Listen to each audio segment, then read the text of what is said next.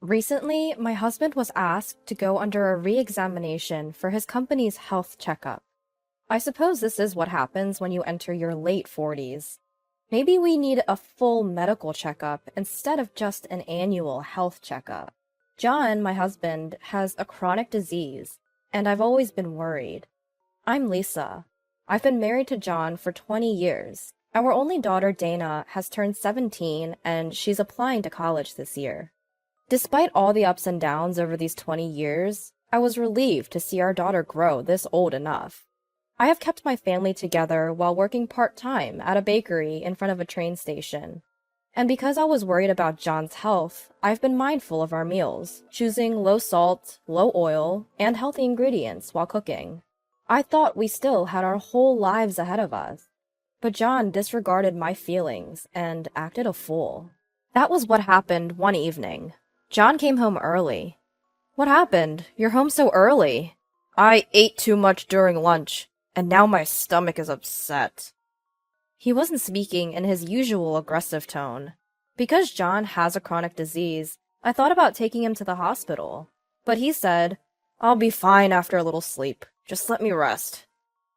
So, I decided to wait and see. And after 3 hours, something seemed off with John. John was panting, struggling to breathe, and complaining of pain. Are you okay? I decided to take him to the hospital right away. He was laid on a bed in the treatment room, and a nurse came in. The nurse was surprisingly heavily made up. Are you all right? I'm going to take your blood pressure now. How high was your fever? It was 99.3 degrees. 99.3. Got it. The doctor will be right here with you. And as she was checking John's pulse, the nurse asked him, Does it hurt anywhere? Her eyes sparkled as she said this. She seemed more like a cosplay stripper than a nurse. As I felt a sense of unease, the primary physician arrived promptly. John had to be admitted for further testing, and then the doctor informed us of the results. Apparently, he was on the verge of developing a stomach ulcer and was sternly warned of overeating or excessive drinking. Just as I had feared, it seemed his body was crying out in distress. When John had calmed down and his pain had eased, some of his coworkers came to visit him in the hospital. I rushed to a store nearby to get some drinks for them, and upon returning to his room, I heard some laughter. I only saw his male colleagues come visit him, but I heard a woman's voice. Upon listening more closely, I realized it was the same nurse from before. We should go camping. It's great to clear your head and breathe in the mountain air. Let's all go together, boss. I can borrow my dad's car. I heard that camping empty-handed is a trend now. That's right. It's called glamping. They provide everything, from food to equipment. I'll come along, and it would be a great rehab. That sounds great. Let's go after I get discharged. You're quick to make decisions. Way to go, boss! What are you talking about? I see. Everyone loves you. I was taken aback. The idea of a patient and a nurse planning to go camping while he's still hospitalized. My husband is in the wrong too, but I couldn't understand what the nurse was thinking. He's strictly been told to not binge eat and drink, yet he's going off camping? Unbelievable. I pretended not to hear, entered the room, and handed some drinks to his colleagues. A few days later, John got discharged. He had fell in love with the young nurse while he was hospitalized. I kind of knew this, so I wasn't surprised. You leave this house!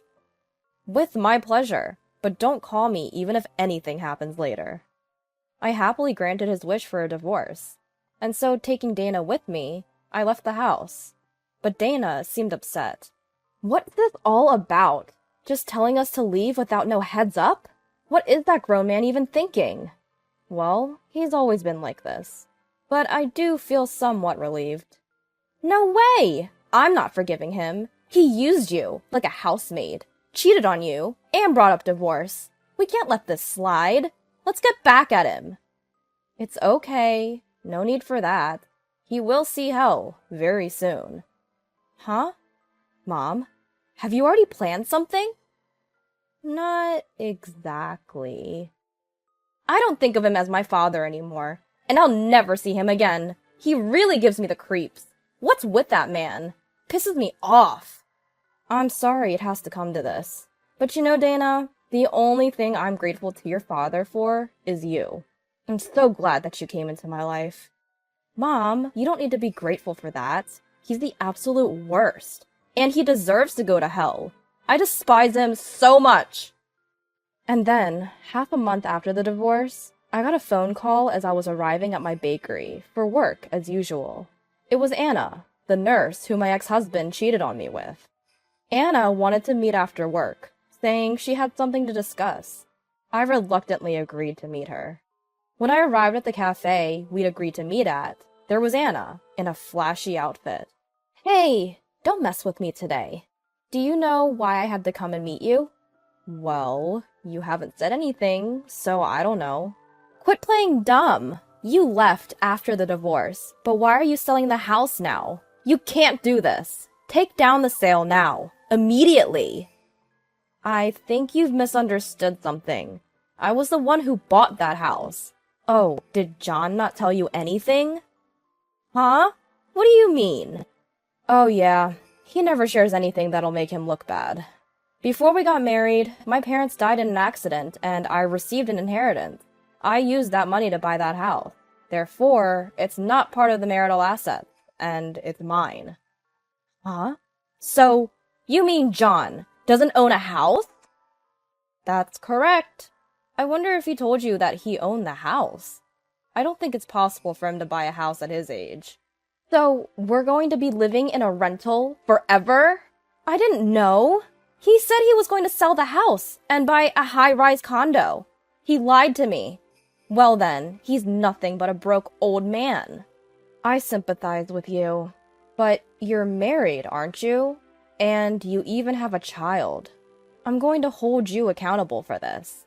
I have filed a claim for damages. I think your husband will be filing for damages soon as well. Huh? My husband knows about this? Of course he does.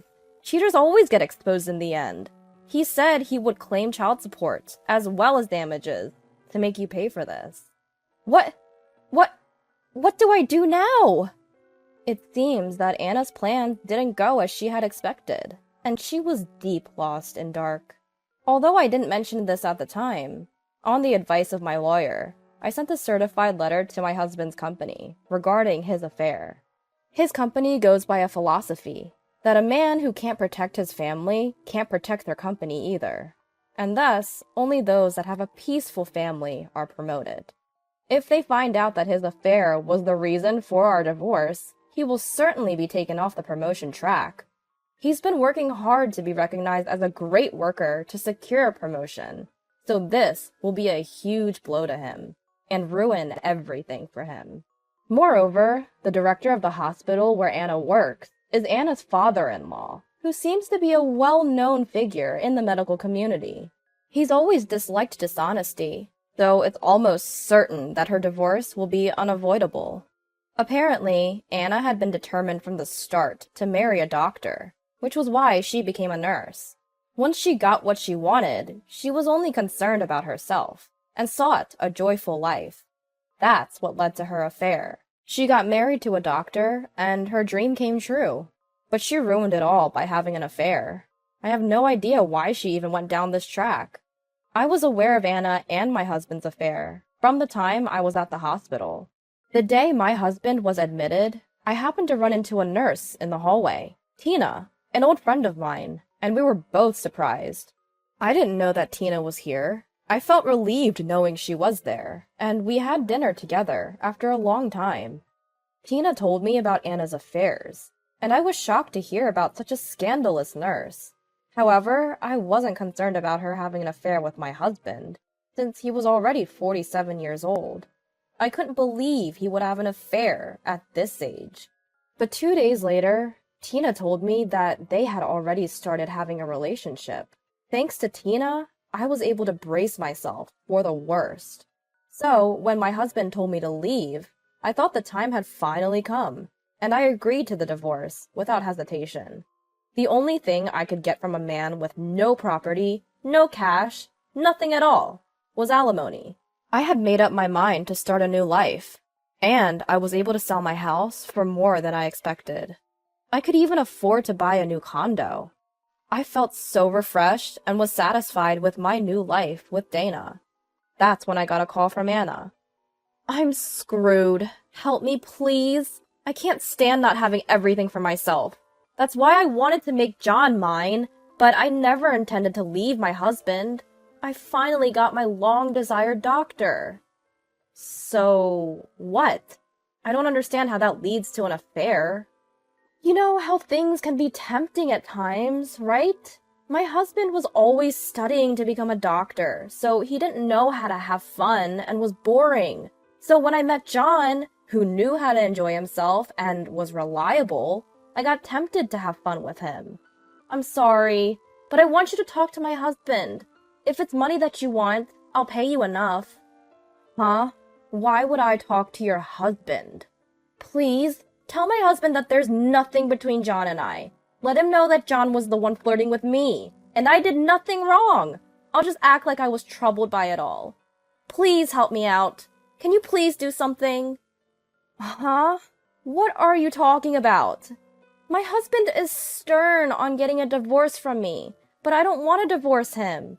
I'll give John back. So please help me. I'll pay you a good amount if you do. Please help me. Anna seemed to be truly in distress, pleading to me. I couldn't help but laugh inside. She thought she was stealing my husband, but at the end, she had her life stolen by me.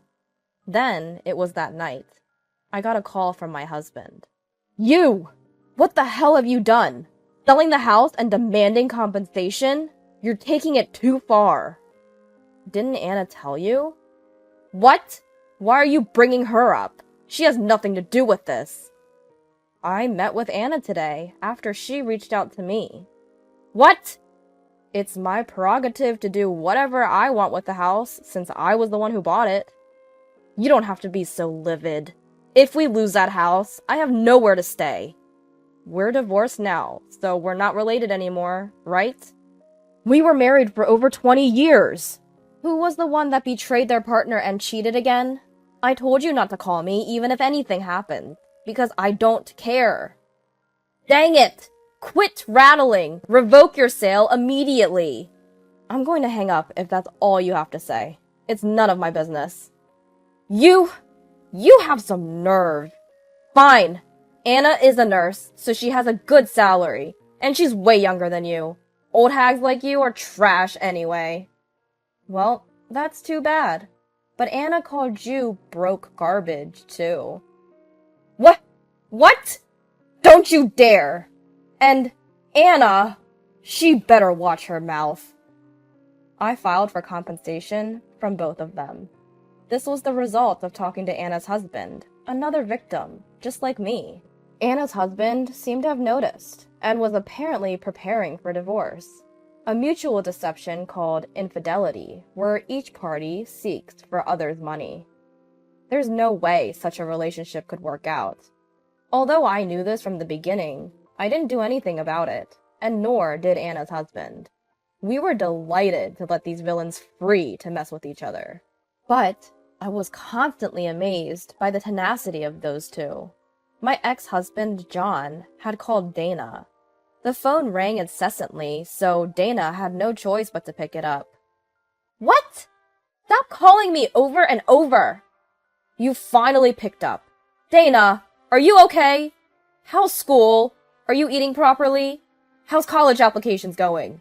John was asking Dana things he had never asked before.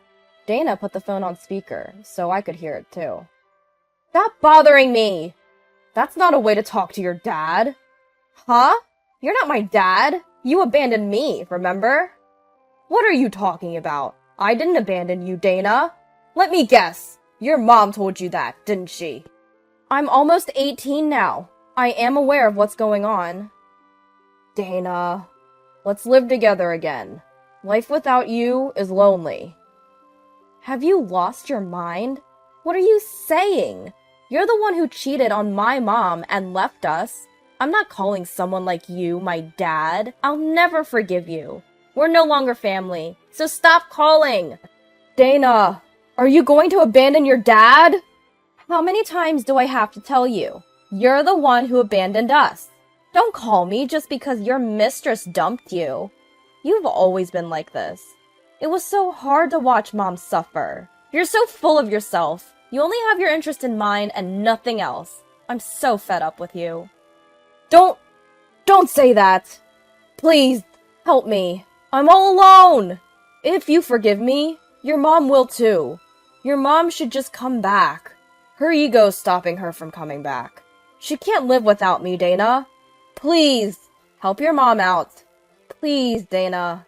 Shut up! Mom finally started to smile again. She's happy now that she's free from you.